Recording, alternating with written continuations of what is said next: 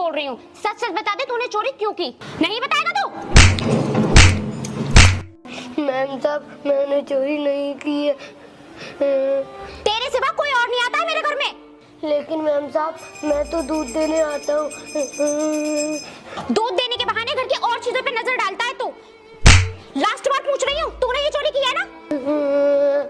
Ma'am साहब मैं सच बोल रहा हूँ, मैंने कुछ नहीं किया है। अच्छा तो तू ऐसे नहीं बताएगा, रुक मैं अभी पुलिस को फोन करती हूँ। नहीं मैम साहब पुलिस को फोन मत करो, मैं सच कह रहा हूँ, मैंने चोरी नहीं की है। जब तूने चोरी नहीं की है तो पुलिस के नाम से क्यों डर रहा है? वो पुलिस वाले बहुत मारते हैं, उन्होंने मेरे पापा को भी मारा था। अच्छा तो तू अब ऐसे भी नहीं बताएगा, मेरे पास सच उगलवाने का दूसरा भी इलाज है।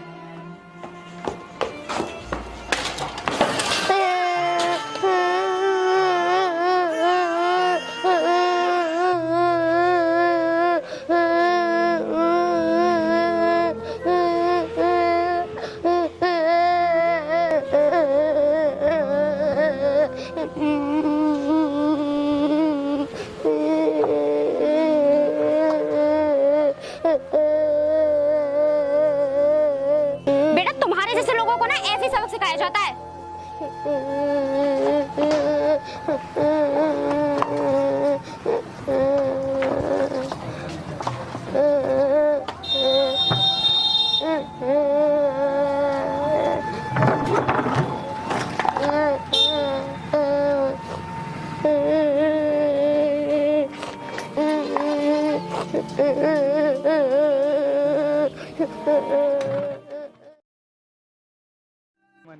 दूध को सही तरीके से चेक करते रहो, हमें दूध में किसी तरीके की कोई मिलावट नहीं चाहिए, ठीक है? इस पर भी सबको तुरंत बता दो। वॉचमैन कौन था? सर कोई आदमी आया था, आपसे मिलने की जिद कर रहा था और कार्ड भी देकर गया है अपना। अरे बेवकूफ़, कहाँ के लिए गए वो? सर इधर के लिए गए। और तूने रोका क्यों नहीं? आज मैं जो कुछ भी हूँ ना उन्हीं की वजह से हूँ। तुम रोको यहीं पर, मैं भी आता हूँ।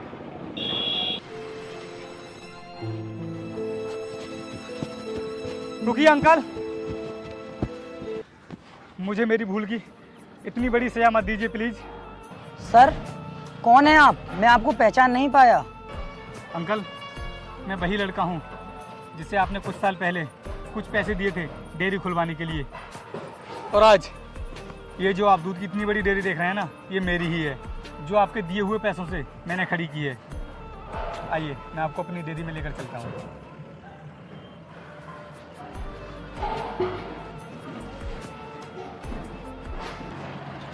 अंकल अब आप खुद ही देख लीजिए, ये जो आप दूध की इतनी बड़ी फैक्ट्री देख रहे हैं, ये सब आप ही की बदौलत है।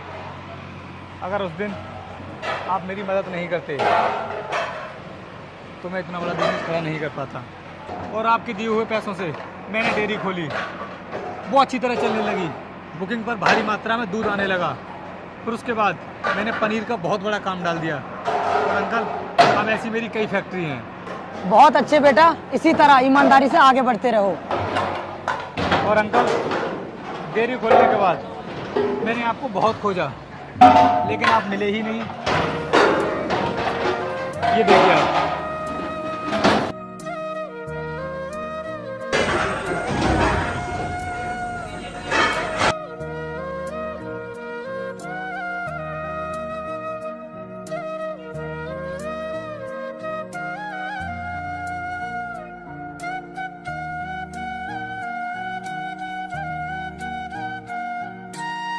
और अंकल आपके उन पैसों ने मेरी पूरी लाइफ ही चेंज कर दी।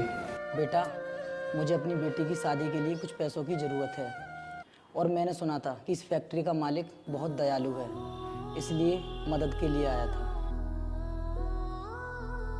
उधार समझ के ले लो बेटा, जब तुम्हारा काम चल जाए तो मुझे वापस कर देना।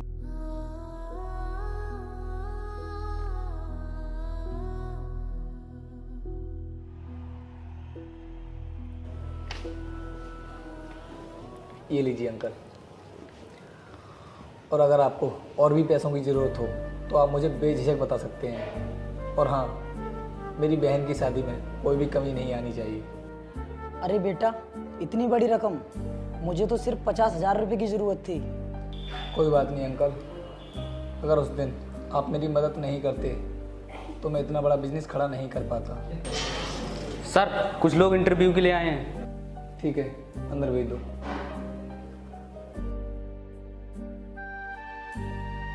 मैं आई कम इन सर? कम है। अरे यार, ये तो हमसे भी पहले पहुंच गया। लगता है ये पोस्ट भी हमारे हाथ से निकल गई। अरे आज तो अमीर लोग हमारे ऑफिस में इंटरव्यू देने के लिए आए हैं। क्या बेटा, आप इन्हें पहचानते हो? हाँ अंकल, बहुत अच्छी तरह। बेटा, ये लोग मुझे कुछ देर पहले मिले थे। मैंने इनसे फैक्ट्री का पता पूछा, लेकिन उन्होंने मुझे कुछ नहीं बताया। अंकल, ये लोग हमें कुछ दिन पहले नहीं बल्कि कुछ साल पहले भी मिले थे, अगर आपको याद हो तो। सर हम लोग कुछ समझे नहीं कि आप क्या बात कर रहे हैं। ये अमीर लोगों की याददाश्त भी ना बड़ी कच्ची होती है, बहुत जल्दी भूल जाते हैं। अरे मैडम, आप तो पहचानो मुझे। सर मैं कुछ समझ नहीं पा रही हूँ कि आप क्या कहना चाहते हैं। अरे कोई बात नहीं, हम याद दिला देते हैं। आपसे कुछ साल पहले याद करो, जिस दूध वाले के साथ तुमने जो बर्ताव किया था।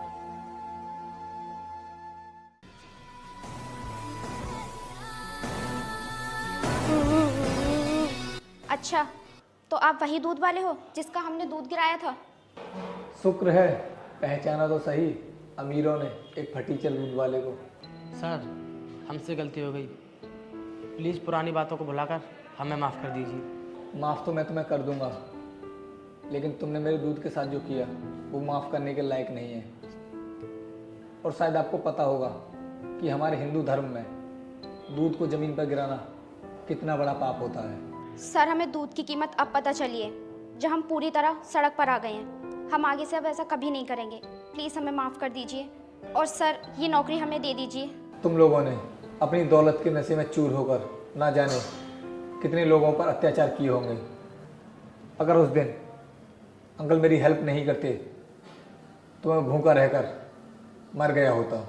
सर अब आप हमें जो भी सज़ा देंगे हमें मंजूर है, पर ये नौकरी हमें दे दीजिए। सजा तो तुम्हें मिलेगी, जिससे तुम कभी भविष्य में किसी गरीब के साथ अत्याचार ना करो। प्लीज़ ऐसा मत कीजिए, हमारी परेशानी को समझिए। हमारे सर पर बहुत कर्जा है। मुझे इससे कोई मतलब नहीं है, और अब मुझे कुछ सुनना भी नहीं है। Get out. प्लीज़ सर ऐसा मत कीजिए। I said get out. बाहर निकलो।